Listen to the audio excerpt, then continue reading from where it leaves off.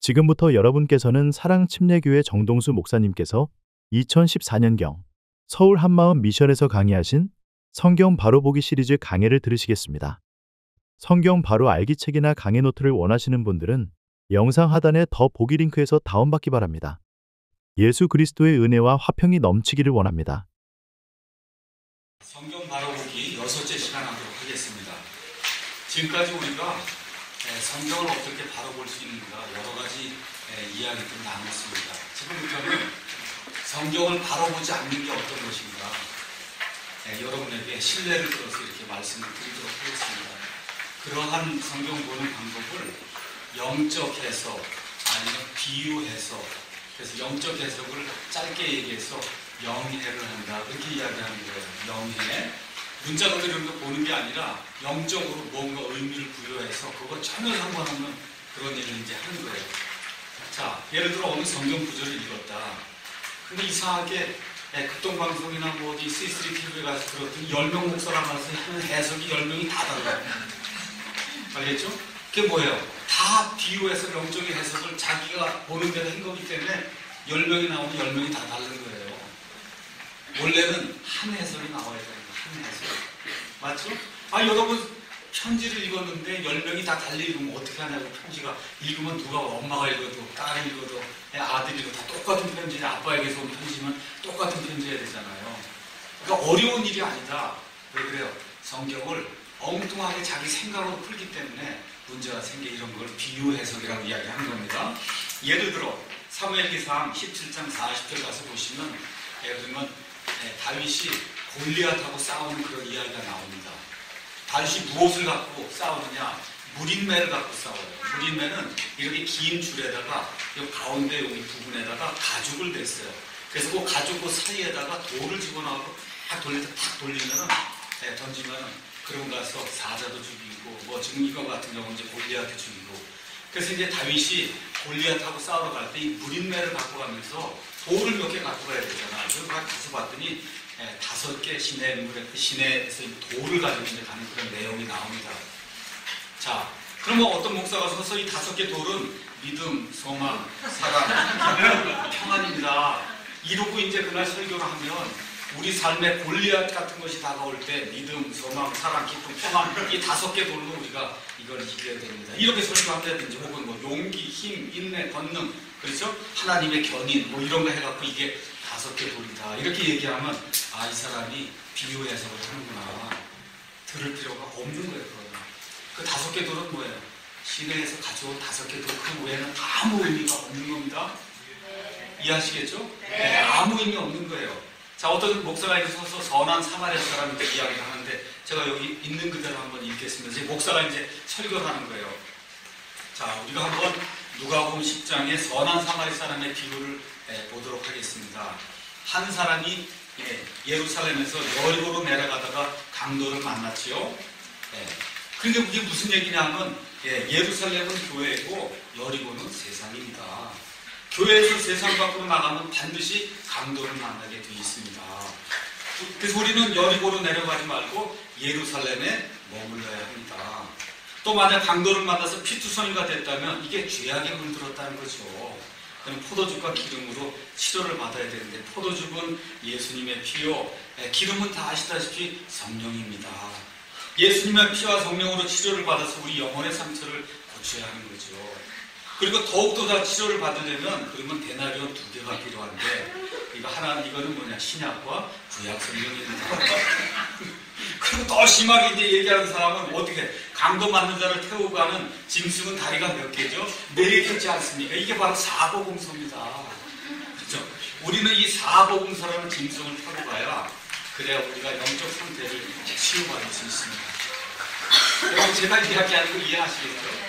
이렇게 설교가 나오면 이건 아니구나. 이거 전혀 아닌 겁니다. 비유 해석하는 거예요. 그렇죠? 또 어떤 목사는 심지어 사마리아 사람이 이제 예수님인데 거기 2 데나리온이 사실은 2000년을 가리킨다. 또 그렇게 얘기하는 거예요. 그래서 이 사마리아 사람 이 사건이 있은 지 약 2000년이 지난 지금 이 시기가 예수님이 다시 오는 재림의 시기다. 그러니까 우리가 이걸 준비해야 된다고 사마리아 사람 읽는 가운데 2데나리온을 가지고 재림 설교를 하면 실제로 그렇게 해요. 실제로 제가 이 설교 비평학을 읽는데 가서 보면 정용섭이라고 하는 이 목사님이 우리나라 하여튼 모든 유명하는 목사 한 50명, 60명을 설교 비평을 했어요. 설교 비평 3권인가 4권의 책을 써서 그 안에 뭐 무슨 목사, 뭐 이름을 대면 다 아는 그 목사들 이 사람 이게 틀렸고 하면 너무 잘 써서 진짜 맞는 말이에요. 다 잘 써놨어요. 거기 한 목사가 이렇게 설교한다니까요. 네, 사마리아 이 사람이 2데나리온이 이게 하나가 1000년에서 2000년이다. 그래서 지금 이걸 읽고는 재림이다. 이렇게 해서 설교를 해요. 거기에. 네. 그러니까 전후 문맥이 뭐예요? 예수님께서 누가 강도 만난 자의 이웃인가 이걸 알려주려고 지금 예수님이 말씀해 주는 거 아닙니까? 그렇죠? 내 이웃을 내 자신과 같이 사랑하라. 여기 이 사람은 예루살렘에서 여리고로 내려갈 수밖에 없는 사람이에요. 그렇지 않습니까? 이 사람 보고 예루살렘에만 머물러야 된다 이런 설교를 하는 거 전혀 맞지 않는 거죠. 그래서 문맥과 전혀 무관하게 해석하고는 그 말씀하신 예수님의 의도나 그 말씀을 들은 율법사의 반응 이런 건 전혀 고려하지 않고 비유나 상징으로만 해석하면 그 말씀을 통해서 예수님이 주시고자 했던 그 메시지는 전혀 못 받는 거예요. 그렇죠? 이런 스타일의 성경 해석을 우리가 비유 해석이라고 이제 얘기하는 겁니다. 이단은 거의 다 비유 해석을 해요. 이단이 일단 되려면 비유 해석을 하지 않고는 그러면 이단이 될 수가 없습니다. 이단이. 자, 그러면 우리나라 지금 가장 큰 이단이 이제 신천지는 무엇을 들고 그렇게 이야기하는 거냐? 마태복음 가서 한번 보겠습니다. 마태복음 13장에는 우리 예수님께서 하늘의 왕국의 신비를 설명하는 그런 내용이 나와 있습니다. 하늘의 왕국의 신비. 이걸 설명을 다 하시면서 예수님이 13장 34절에 이런 이야기를 이제 하십니다. 13장 34절에 예수님께서 이 모든 것을 우리에게 비유로 말씀하시고 우리 올바른 성경에는 비유가 없이는 그들에게 말씀하지 아니하셨다. 그렇게 이야기하는 거예요. 그렇죠? 이거 지금 개역 성경에는 비유가 아니면 말씀하지 않았다. 그렇게 번역이 되어 있어요.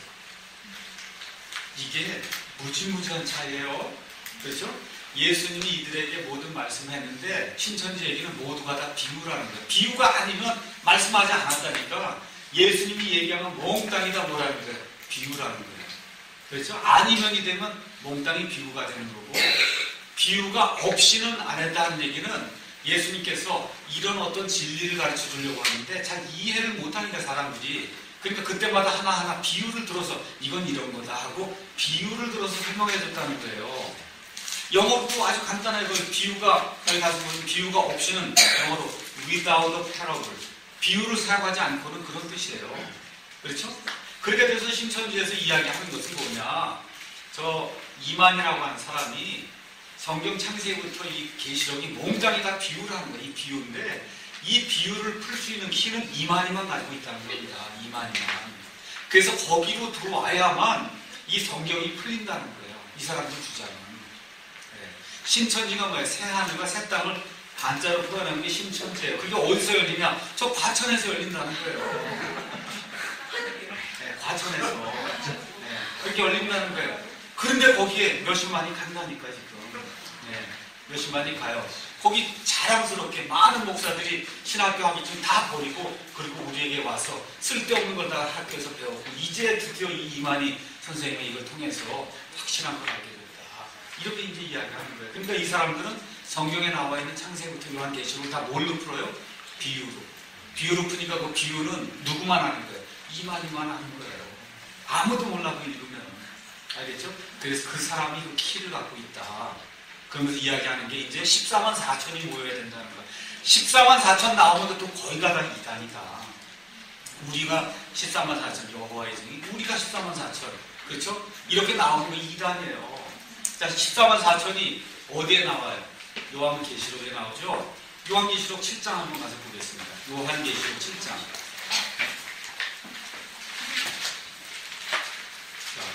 요한계시록 7장 제가 여러분에게 지금까지 알려준 것대로 여러분이 한번 답해 보시기 바랍니다. 자, 2절 이제 하나님이 봉인하는 사람들에 대한 이야기가 이제 나오는 거예요. 자, 3절에 이렇게 우리가 우리 하나님의 종들의 이마 안에 인을 지고 그들을 봉인할 때까지 땅이나 바다나 나무들을 해하지 말라 하더라. 4절 또 내가 봉인된 자들의 수에 대하여 들었는데 이스라엘 자손의 모든 지파에서 봉인된 자가 14만 4천이더라. 이렇게 기록이 되어 있어요. 맞습니까? 그러고 나서 유다 지파에서 12,000, 그렇죠? 루벤 지파에서 12,000, 쭉쭉쭉쭉 해갖고 맨 끝에 베냐민 지파에서 12,000에서 12,000 곱하기 12라니까 14만 4천이 나온 겁니다. 맞습니까? 네. 자, 이 14만 4천이 누구예요? 그럼 이스라엘의 모든 지파에서 나왔다고 그러잖아요. 이스라엘의 모든 지파 누구예요? 유대인을 얘기하는 거예요. 이 반란기 때 이스라엘의 12지파에서 12,000명씩이 나와서 그래서 하나님의 왕국의 복음을 선포하는 그런 일을 지금 한다는 그 얘기를 하고 있는 거예요. 그래서 여기 이 심선지는 들어가면 다 당신은 유다 지파야, 당신은 루벤 지파에서 지파로 또 다 나눠서 12,000명씩 나누고 다 지파로 분리를 해주는 거예요. 이거대로. 그렇죠? 그렇게 하는 거예요. 왜? 이게 영적인 해석, 비유 해석을 하니까. 신천지만 그런 게 아니에요. 장로교회도 거의 다다 여기는 이거는 구원받은 사람들입니다. 그렇게 이야기하는 거예요. 구원받은 사람들입니다. 아니에요. 여기 나와 있는 이 사람들은 이스라엘 자손의 모든 지파, 12지파에서 각각 12,000명씩 나와서 그래서 이 예수님의 왕국이 다가오는 그 시점에 뭘 선포해요? 왕국의 이 복음을 선포하러 다니는 그런 사람들이다. 자, 예수님께서 오셔서 회개하라. 하늘의 왕국이 가까이 왔느니라. 나중에 이제 설명하겠지만 천국이 아닙니다. 천국은 헤븐이에요. 헤븐이 가까이 온 게 아니라 킹덤 오브 헤븐이 가까이 왔어요. 그 무슨 얘기예요? 하늘에서 땅에 임하는 메시아 왕국이 가까이 왔어요. 왜? 내가 왔으니까. 그걸 지금 천국으로 번역해 놓다 보니까 우리 한국 사람들 마태복음 예수님 벌써 천국 하는구나.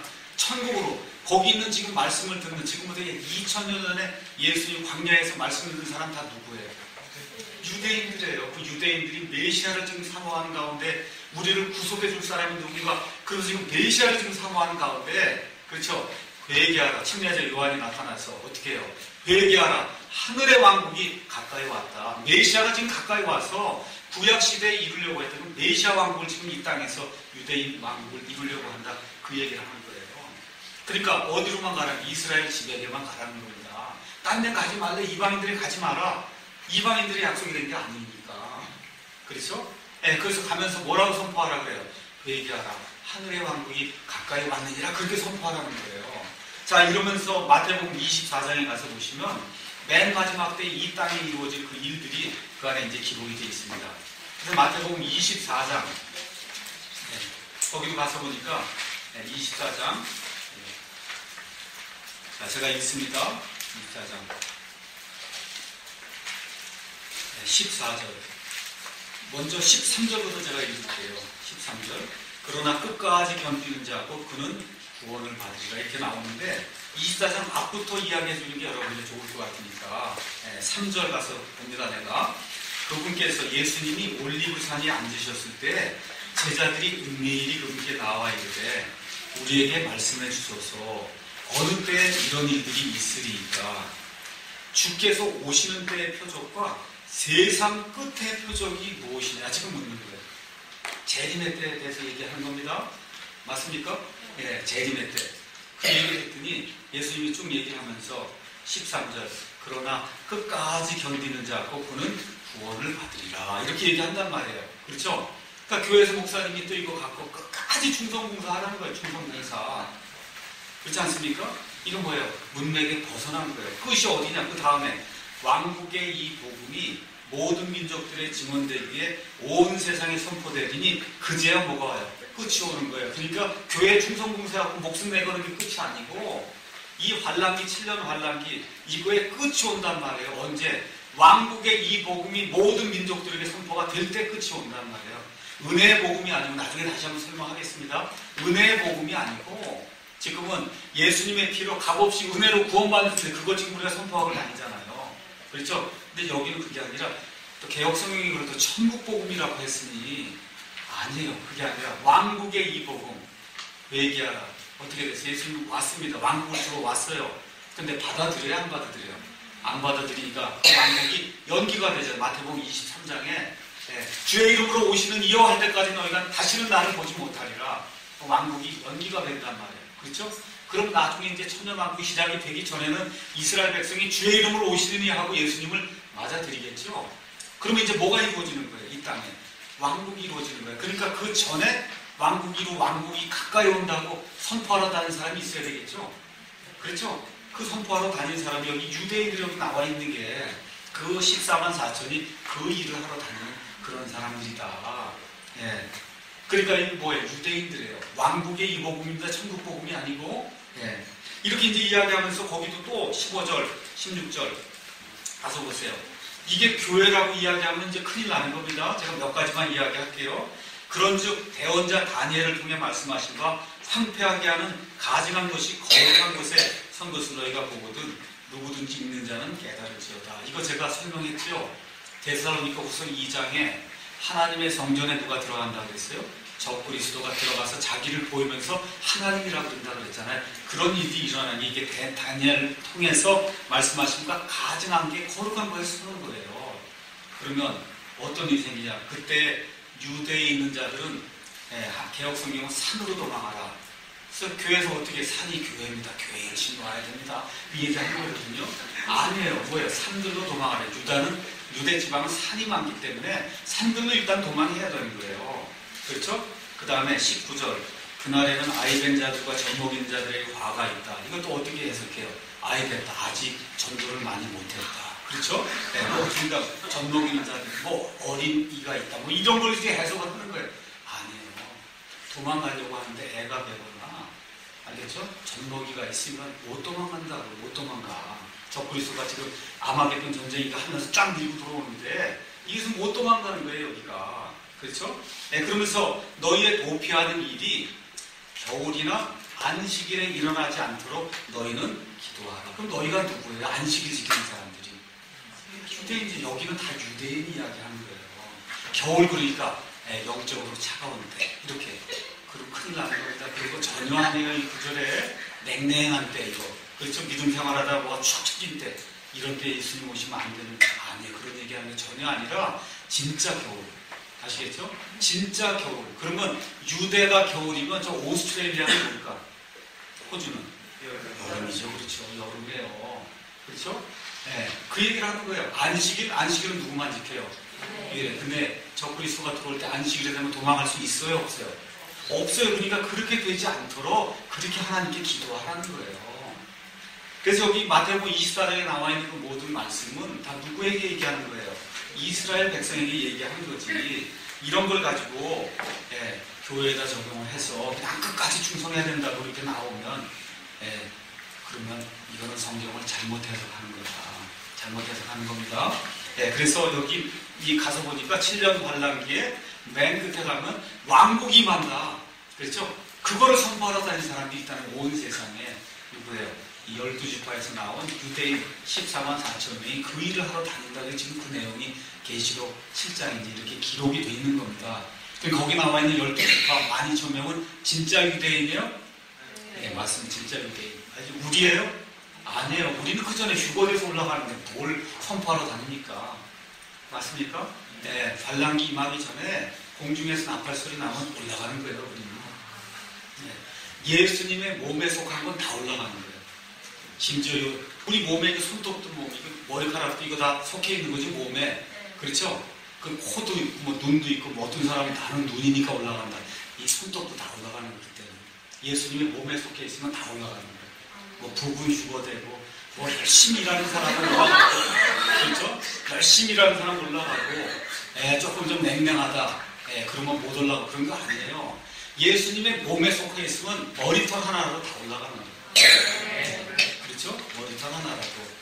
왜 그러냐? 예수님이 신부를 데리려고 그런 거기 때문에 신부가 다 올라가지 않으면 하늘나라에서 혼인 만찬이 이루어질 수가 없어요.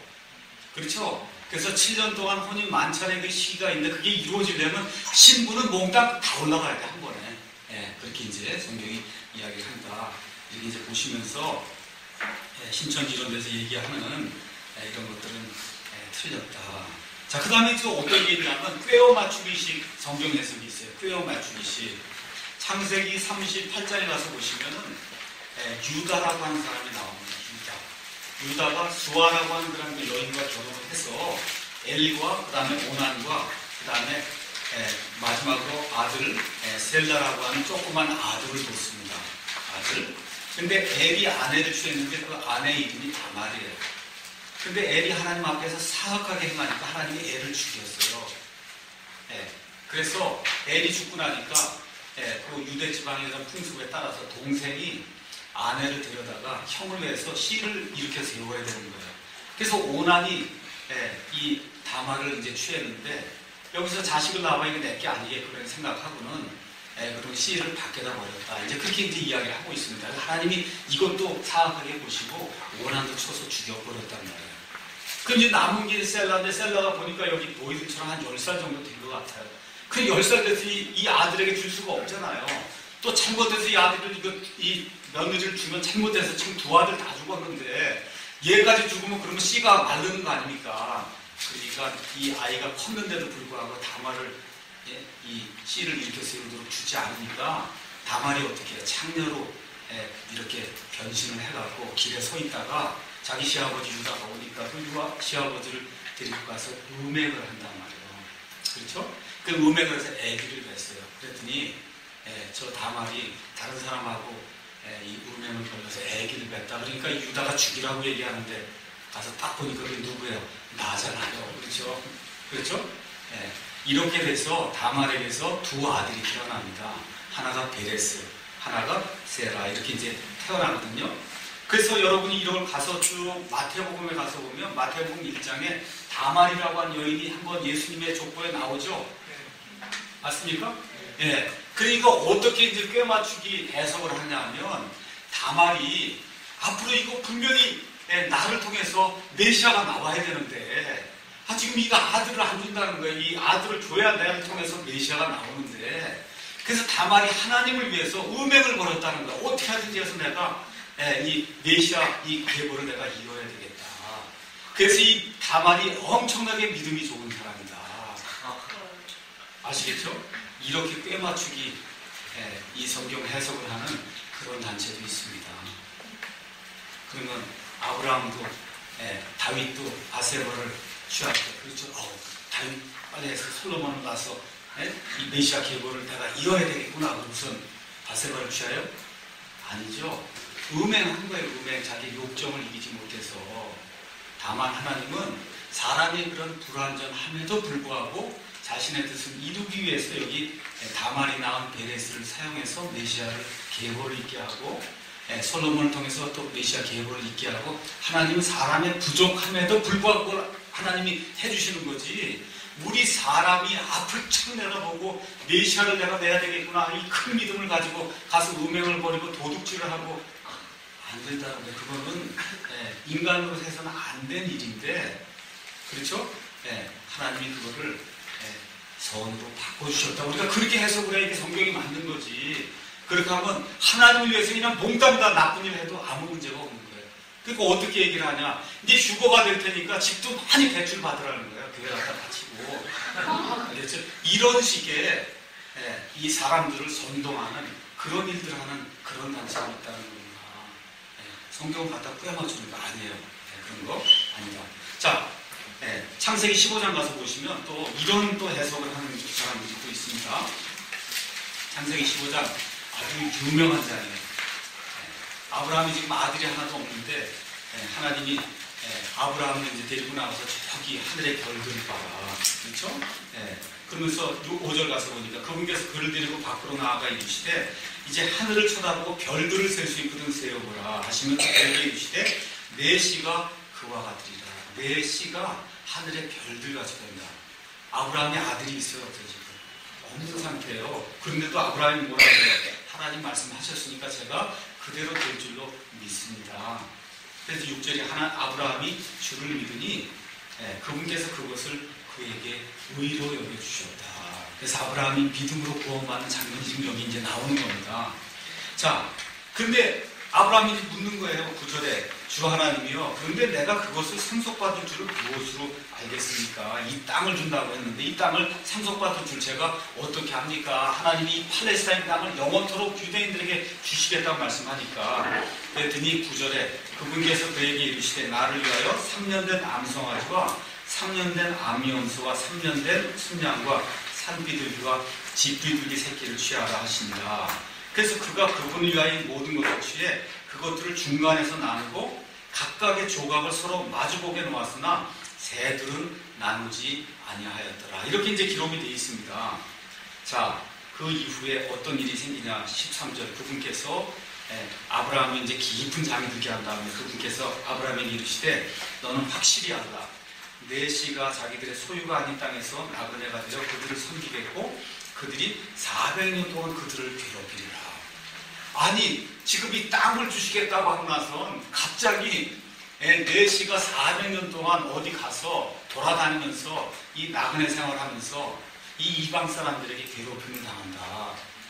그렇게 이제 이야기를 하니까 사람들이 이거 아브라함이 뭘 잘못했구나. 그렇죠?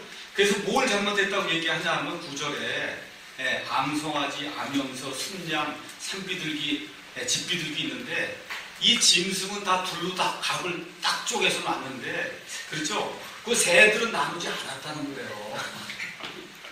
여러분 이해하시겠어요? 새도 이렇게 두 조각을 해갖고 나눠야지. 이게 도대체 이렇게 안 하니까 하나님께 저주를 내린다는 거예요. 이렇게 해석을 하면 완전히 이건 짜맞추기 해석이다. 네? 아니에요. 그렇지 않습니다. 자, 먼저 가서 레위기에 있는 말씀 한번 잠깐 보겠어요. 레위기 1장.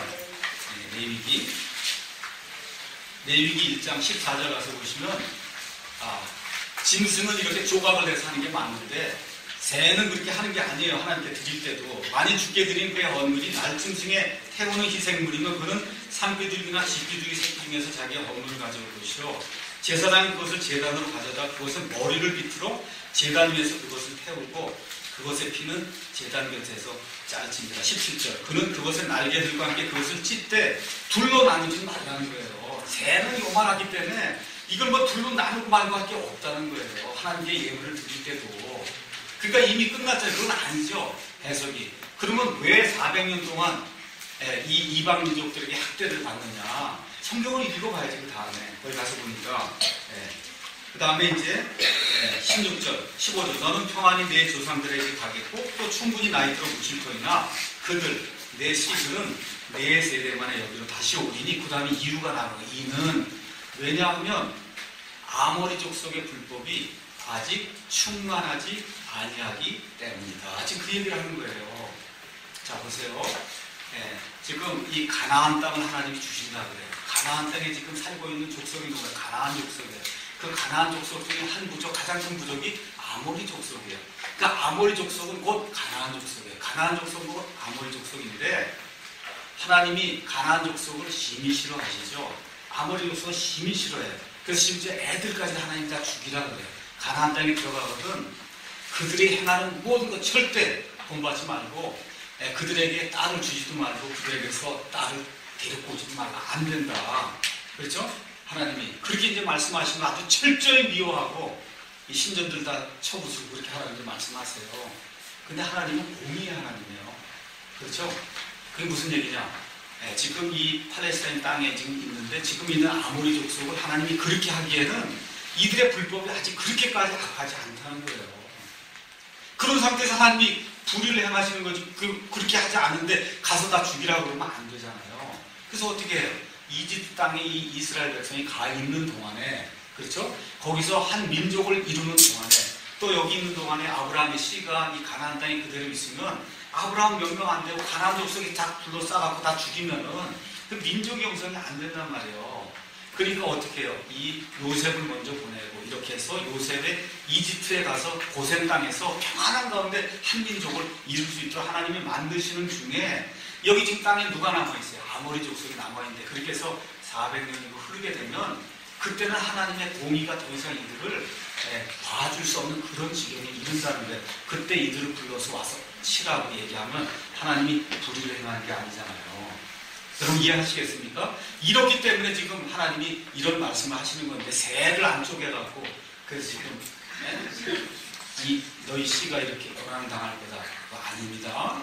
자, 이렇게 한 가운데 17절 가서 보니까 왜 짐승을 쪼갰냐, 이것도 이제 설명합니다. 해가 져서 어두울 때 연기나는 화로가 보이며 타오르는 등불이 그 조각들 사이로 지나가니라. 바로 그날에 주께서 아브라함과 언약을 맺으며 이르시되, 내가 이 땅을 이집트의 큰 강에서부터 저 큰 강고 유프라테스 강까지 내 씨에게 주었노라. 자, 옛날 사람들은 언약을 맺을 때 어떻게 언약을 맺었나, 염소나 아니면 무슨 황소나 이거를 두 조각을 딱 냅니다. 두 조각을 해서 이렇게 놓고는 그 사이를 지나가는 거예요.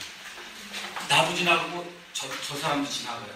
그럼 뭘 얘기하는 거예요? 이 약속 안 지키면 죽는 거라는 거, 그렇게 하는 거예요. 약속 안 지키면 너 죽는 거야, 소처럼. 알겠죠? 이렇게 언약을 옛날 사람들은 맺었어요. 근데 지금은 보니까 누구만 지나가요? 누구만 지나가요? 조각들 사이고. 그러니까 무슨 얘기하는 거야? 아브라함 뭘 하든 안 하든 이건 누구에게만 달렸다는 거야? 나에게만. 이거 안 지키면 나 죽는다, 그 얘기하는 거야, 하나님이. 아시겠죠? 이 언약 안 지키면 나 죽여라 하는 거야. 그러니까 반드시 지킨다는 거야, 하나님께서. 이러한 그 언약을 통해서 하나님이 이 팔레스타인 땅은 영원 무궁토록 누구에게 주신다는 거예요? 이스라엘 백성에게 주겠다. 그래서 이스라엘이 지금 차지하고 있는 거예요. 그래서 저 땅을 차지하기 전에 영국 사람들이 저 땅을 지금 팔레스타인 사람들이 지금 차지하고 있는데 저 땅을 자꾸 달라고 하면 어떻게 하냐. 그렇죠? 그러니까 이제 이 이스라엘 사람은 아닙니다. 우리는 모리아산, 솔로몬이 성전을 지었던 저기 아니면 성전을 지을 수가 없습니다. 그러니까 영국 사람이 뭐라 그래? 저기 아프리카 우간다 이런데 땅이 엄청 넓다. 그러니 거기 땅을 떼어줄 테니 거기 가서 나라를 세우면 안 되겠냐. 아, 그렇잖아. 영연 말고 영국이라 지금 통치하고 있으니. 그러니까 된다 그래, 안 된다 그래? 안 된다 그래. 왜 그래요? 하나님이 이 조각들 사이로 지나가면서 죽으면 맹세한 땅인 거예요, 이 땅은. 아시겠죠? 이 땅은 하나님이 아브라함에게 내 씨와 영원히 주겠다고 하나님이 맹세한 그와 같은 땅이기 때문에 불가능합니다. 우간도 안 됩니다. 아무리 넓은 땅 온 세상을 다 줘도 안 됩니다. 꼭 어디만 돼야 되는 거예요? 저 팔레스타인이어야 됩니다. 팔레스타인. 그것만 돼야 되는 거예요. 그래서 하나님께서 이 땅을 주시겠다는 약속을 아브라함에게 주시면서 저 팔레스타인 땅을 영원 무궁토록 아브라함과 그의 씨에게 주신 거예요. 자, 이렇게 꽤 맞추기 그런 해석하는 건 안 된다. 이렇게 이제 말씀드리면서 오늘은 어쩌면 마지막이 이제 될 수도 있는데, 오늘 큐티라고 하는 거 이거 잘해야 된다. 이제 여러분들에게 이야기하고 그리고 오늘 강의를 아마 가서 맞출 것 같습니다. 자, 큐티는 영어로 quiet time이에요. quiet time. 자, 조용히 시간을 내서 하나님의 말씀을 묵상하는 겁니다. 묵상. 영어로는 meditation이에요. 메디테이션 지금은 다 명상으로 번역이 되기 때문에, 명상은 나를 비워야 명상이에요. 이 잡생각이 들어가면 명상이 안 되는 거예요. 이 정글이거나 이 뉴에이지 하는 사람들이 하는 요가 이런 데서 명상하라는 건 일단 나를 비워야 되는 거예요. 완전히 아무 생각하면 안 되는 거예요. 성경이 얘기하는 이 명상은 그런 게 아니다. 하나님의 말씀을 주야로 묵상하라. 그 메디테이트 하라는 거예요.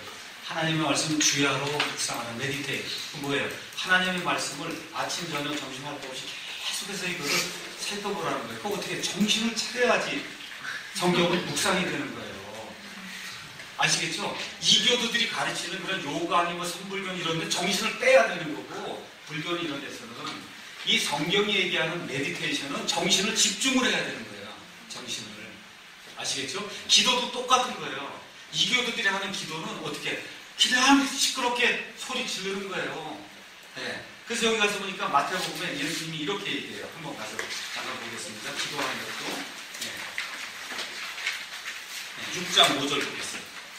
예수님이 이교도들이 하는 것을 다 알고 있다니까요. 거기 가서 보니까 또 너는 기도할 때 위선자들과 같이 되지 말라.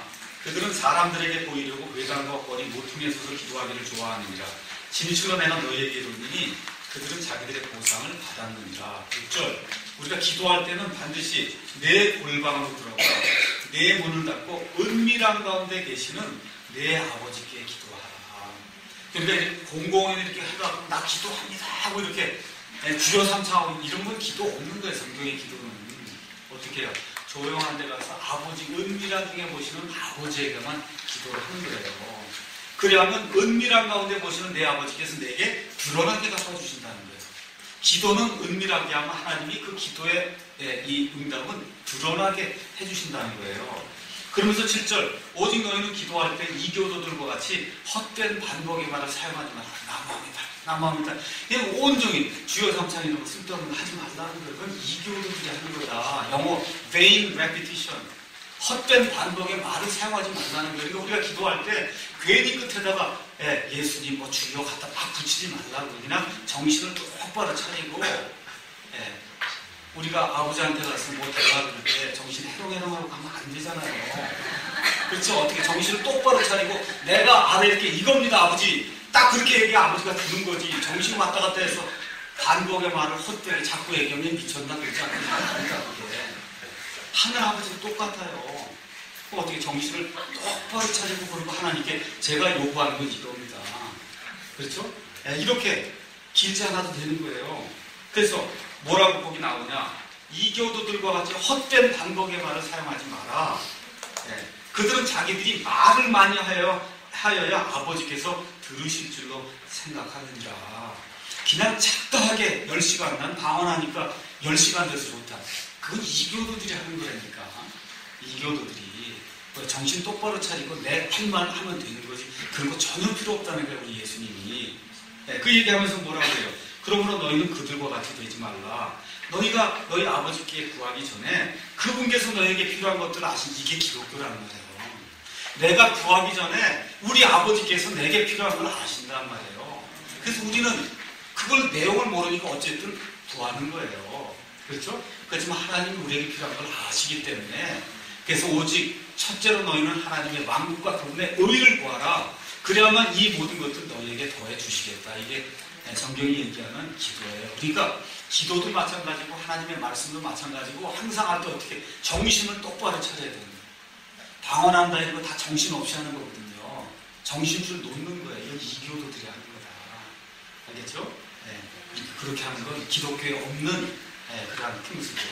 기독교에는 예배를 드려도 어떻게 정신을 똑바로 차리고 찬양을 드려도 정신을 똑바로 차리고 말씀을 들을 때도 똑바로 차리고 목사도 설교를 똑바로 정신 차리고 하고 기도도 똑바로 하고 성경 말씀도 똑바로 낭독하고 같이 똑바로 읽고 알겠죠?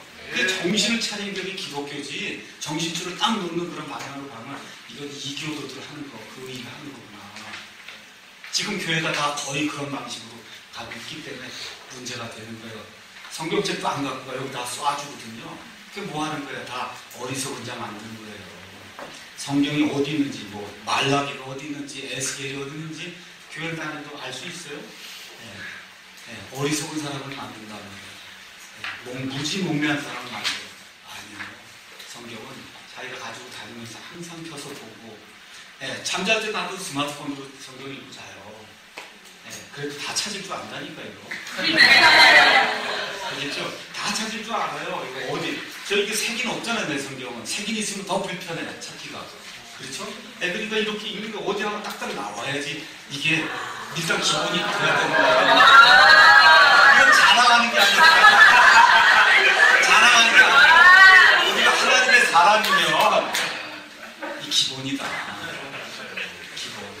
어떻게 되면 나와야지 이게 그렇게 되는 거야. 자, 하여튼 제가 말씀드리려고 하는 건 성경 말씀을 읽든 알겠죠? 기도를 하든 정신을 차려야 되는 거예요. 알겠죠? 우리 그리스도인은 정신을 차려야 되는 거예요. 정신을 안 차리면 썸바디가 들어오는 게 마음이라고. 마음이가 들어와요. 자, 그래서 화요 타임을 할 때도 조용하게 시간을 내서 하나님의 말씀을 정신을 집중해서 읽는 거야. 이게 도대체 무슨 말씀인가? 그렇죠? 이 말씀이 누구에게 주어졌는가? 그렇지? 역사적으로 이게 어디에 해당되고 이거 다 읽으면서 이건 나에게는 이렇게 해당이 되겠구나. 이런 거 이제 하는 게 그게 콰이어 타임이에요. 좋은 거예요, 원래 콰이어 타임이. 그만큼 시간을 딱 떼어내서 하나님의 말씀을 읽고 그 외에 또 감사해서 또 기도도 하고 좋은 거예요. 30분이고 뭐 시간 내서 그렇게 하면 좋은 거예요. 근데 지금은 콰이어 타임이 그게 아니에요. 지금은 그런 콰이어 타임이 아니고 그룹에 이제 갔어요. 그럼 그룹 리더가 자 오늘 어디 가서 몇 절 읽읍시다 하고 우리 큐티를 다 나누자 그런다고. 그럼 어때? 오늘 읽은 것 중에서 하여튼 무조건 한마디 해야 되는 거야. 그렇죠? 무조건 한마디 나한테 은혜가 됐다고. 일단 은혜가 됐다고 얘기를 해야 된다고. 그게 없으면 그냥 큐티는 꽝인 거예요. 그게. 이런 큐티 하면 안 된다. 알겠죠? 그렇게 하려니까 큐티 하려고 어떻게 준비를 해갖고 하는 거야. 뭐 멋있는 말을 해서 은혜를 좀 끼쳐야 되겠구나. 그렇죠? 얘도 자꾸 뭐 그러고서 해갖고 가는데 그게 아무 소용이 없는 거다. 그게 뭐예요? 비유 해석하는 거예요. 그게 아까 제가 말씀드린 대로 성경을 읽고는 성경에 있는 얘기를 해야 하잖아요. 그렇죠? 그러니까 작은 화분 하나를 보고도 하나님의 손길이 막 느껴지고 성경 한 구절에서도 나만 아는 그런 놀라운 그런 진리가 나온다. 다른 사람은 한 번도 발견한 게 없다. 이렇게 나오는 거예요. 이 사람은 조금 이상한 사람이에요. 네? 이상한 거예요. 이걸 읽었는데 여태까지 지난 2000년 동안 어느 누구도 이런 해석을 한 적이 없어요. 나만 했다는 거야. 아, 그럼 이 사람 정신이 이상되구나. 그 이상하면 되는 거예요. 그런 일 없다. 그런 일 없어요. 네. 아, 하나님이 이걸 읽고 누구나 다 이 뜻을 알기를 원하시지. 그렇지 않습니까? 네. 어떻게 2000년 만에 이 사람이 처음으로 이걸 뜻을 발견할 수 있겠냐고. 그건 아니잖아요. 그러니까 그런 스타일의 큐티가 나오면 이건 아니구나. 이렇게 이제 생각을 해야 됩니다. 그래서 이런 스타일의 이제 묵상을 하다 보면 말씀을 깨닫고 하나님의 음성의 귀를 기울이기보다는 점점 자기만의 감동적인 이야기를 개발해서 사람들에게 들려주는 쪽으로 방향이 이제 기울어져. 저 감동적인 얘기했더니 사람들이 다 좋아하는데 다음부터 또 준비해 가야 되겠구나. 이렇게 이제 되는 거예요. 한마디로 사람을 위한 생각, 남을 감동시키기 위해 하는 생각을 하는 이런 매너리즘에 이제 빠지기 시작하면 그리고 성경이 우리에게 주어진 목적을 완전히 상실하게 되는 겁니다. 그래야 이제 큐티 파트너가 바뀌면 또 내용이 그럼 성경 말씀이 다른 걸로 바뀌는 거야. 똑같은 성경 말씀인데 A에게는 이렇게 큐티해놓고 B가 오면 이건 이 사람의 상황에 맞서 이렇게 성경 해석이 나오면 그거는 안 되는 거다. 그렇죠? 네, 그래서 어떤 유명 강사가 와서 이제 우리 김재욱 경제님 예를 들면 그렇게 얘기하는 거예요. 사람의 여기 입술 위에 요 코하고 사이 인중이라는 게 있죠. 이게 푹 파였다는 거예요. 그렇죠? 이 푹 패인 이 골은 태어나면서 하나님이 내가 너를 사랑한단다 얘야. 이건 너와 나와의 비밀이다. 이렇게 이제 하면서 입을 다물도록 꼭 눌렀기 때문에 인중이 생겼다는 거예요. 이렇게.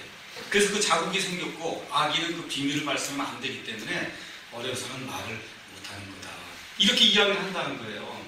네. 들어보면 야, 그거 참 오묘한데. 성경에 그런 말이 있어요? 없잖아요. 그건 다 그 사람만 생각할 수 있는 거예요. 그 해석은 오직 그 사람만 생각할 수 있는 거예요. 이런 게 2000년 만에 한 번씩 나오는 해석이다. 이런 거는 아니에요. 아시겠죠? 이런 큐티하면서 이런 거 하면 안 된다. 그래서 큐티의 폐해를 만들어낸 이런 실수는 논리적인 사람보다 주로 감성적인 사람들이 이제 많이 걸리는 겁니다.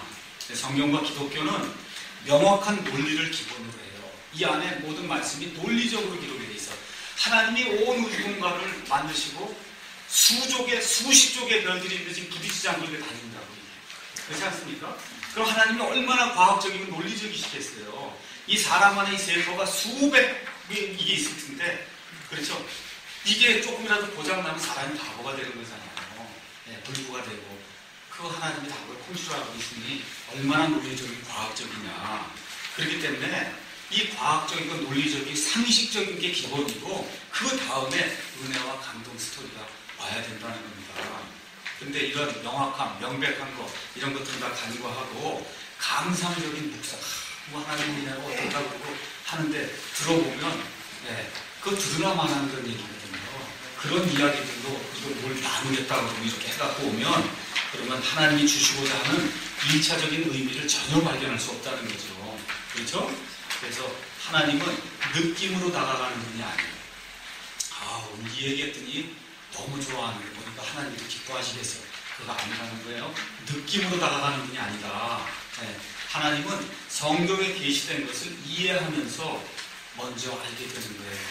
그래서 요한복음 17장 3절인가 영생은 이것이니 그들이 유일하신 참 하나님이신 아버지와 아버지께서 보내신 자 예수 그리스도를 아는 거예요. 이 하나님을 많이 알면 알수록 그러면 저와 여러분이 야 정말 몰랐구나. 이 성경을 아는 것에서 기쁨이 생겨야지 이거를 그냥 자기식으로 막 풀어내는 그거에 이제 빠져갖고 느낌을 가지고 오늘 말씀 이렇게 하면 안 된다는 얘기입니다. 성경에 없는 것을 자꾸 찾으려 하면 세상 논리와 학문이 동원되면서 궤변을 말하는 그런 실수를 범하기 쉽습니다. 그래서 성경 안에서만 말할 수 없을 때도 있어요. 그러다 보면 완벽할 수는 없겠지만 기본적으로 바른 전제를 통해 말해야 됩니다. 그래서 지금까지 제가 어떻게 성경을 바르게 보느냐, 성경을 바르게 보지 못하는 경우는 어떤 거냐, 제가 여러분에게 말씀을 드렸잖아요. 충분히 이제 이해할 수 있으리라고 생각합니다. 유명한 말이 거기 하나가 있어요. 신학자는 자기만의 신선한 해석을 한번 해보려고 노력을 해요. 야, 이 구절은 여태까지 어느 신학자, 주석자도 못하는 내가 한번 해봐야 되겠다. 목사는 야, 오늘 정말 내가 고스력 있는 이런 걸 가지고 설교를 해서 사람을 변화시켜 봐야 되겠다. 또 그리스도인들은 내가 감동적인 이런 어떤 이야기를 가지고 사람들 큐티 나누면서 좀 영향을 미쳐야 되겠다. 이렇게 다 생각하는 게 나쁜 건 아닙니다. 다 좋은 거예요. 그럼에도 불구하고 성경이 이야기하는 것을 벗어나서 자기만의 독특한 어떤 이야기를 펼쳐내면 그거는 아니다. 자, 그러면 이 정도만 얘기하고 바르게 큐티하려면 어떻게 해야 되냐. 첫째, 정확한 교리 공부가 있어야 돼요. 그래서 우리가 지금 공부하는 거예요. 그렇죠? 성경 전체를 바르게 봐야 되니까 지나친 해석을 하기보다는 단순히 읽고 그 뜻을 이해하고 그대로 살려고 노력하는 게 이제 중요하다는 겁니다. 자, 그러니까 어떤 분이 그래도 자꾸 예수 그리스도 얘기하고 그러니까 좋은 거 아닙니까? 예수님 뭐 해서 너무 느낌이 좋은데 뭘 그러냐? 아니에요. 가서 한번 하나만 읽고 마치겠습니다. 사도행전 17장 한번 가서 보겠습니다.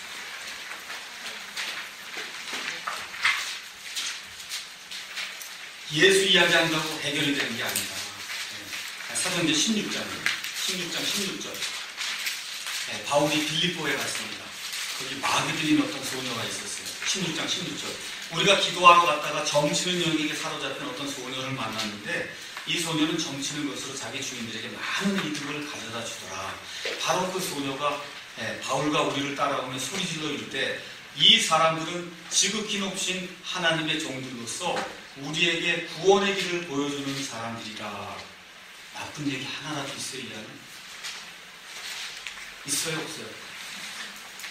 이 정치는 영에 사로잡힌 소녀가 바울과 쫓아다니면서 이 사람들은 뭐라 그래요? 거기에 나와 있는 그대로 지극히 높으신 하나님의 종들로서 우리에게 구원의 길을 보여주는 사람이다. 틀린 말 있어요, 없어요? 하나도 없다고요. 18절. 여러 날을 이같이 하거늘 바울이 근심하여 몸을 돌이켜 그 영에게 이르되 예수 그리스도의 이름으로 내가 내게 명령하노니 그녀에게서 나오라 하며 그가 그 영이 즉시 그 소녀에게서 나온 거예요. 예수 얘기한다고 다 되는 게 아니다.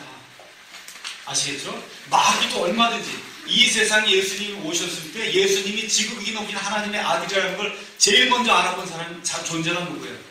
마귀도예요. 유대인들 가운데 알아본 사람 아무도 없어요. 마귀들만 쫓아나가고 뭐라 해요? 당신은 지극히 높은 하나님의 아들입니다. 예수님이 어떻게 물러가라 그러잖아요. 그렇죠? 그러니까 뭐 묵상이고 뭐 명상 큐티 한다고 하면서 뭐 예수님 어쩌고 얘기하는데 그게 다 아니다. 어떤 예수냐 이거예요. 여기 있는 예수님이에요. 여기 있는 예수님. 알겠죠? 이 성경에 기록된 그 예수님만 얘기해야지 쓸데없이 사람의 어떤 감정을 이렇게 부추기거나 그래도 그렇게 해가지고 뭐 좀 거짓말이라도 예수님께 영광이 되면 어떠냐. 하나님은 그런 거 안 받아요. 거짓말을 통해서 영광 받는 거 하나님은 안 하십니다. 하나님은 무슨 힘이 없어요? 왜 그래요? 그렇잖아요. 그런 거 절대 안 하세요. 그렇기 때문에 우리는 여기 하나님의 말씀만을 가지고 큐티를 해야 돼요. 깊이. 그래서 아까 제가 기도하면서 처음에 시작했던 것처럼 성경 말씀을 많이 알면 알수록 하나님의 이 구원의 역사가 얼마나 큰 것인가. 다시 말씀드려 하나님이 얼마나 거룩하고 하나님 보실 때 나는 얼마나 더러운가. 이게 날이 갈수록 커져야 되는 게 간격이. 진짜 너무너무 내가 부족한데 이걸 살려주기 위해서 하나님이 오시는구나. 이게 날이 갈수록 커져야 되는 거예요. 죄를 조금만 줘도 더 센시티브해서 민감해서 이러면 안 되는데 이렇게 돼야 돼요. 그렇죠? 하나님의 말씀을 사랑하니까 자꾸 성경 말씀을 읽게 되고 그리고 사람이 거룩하게 변하는 그런 역사가 이 성경을 공부하는 게 그게 나타나야지 어떤 지적인 호기심 뭐 이랬다 저랬다 그건 들어도 되고 안 들어도 이런 건 전혀 필요 없는 거다. 그렇죠? 사람의 귀를 즐겁게 해주는 거, 호기심을 자극시켜주는 거 이런 일들은 전혀 필요가 없어요. 성경이 뭐라고 얘기하느냐 이게 저와 여러분의 성경 공부의 메인 핵심이 돼야 됩니다.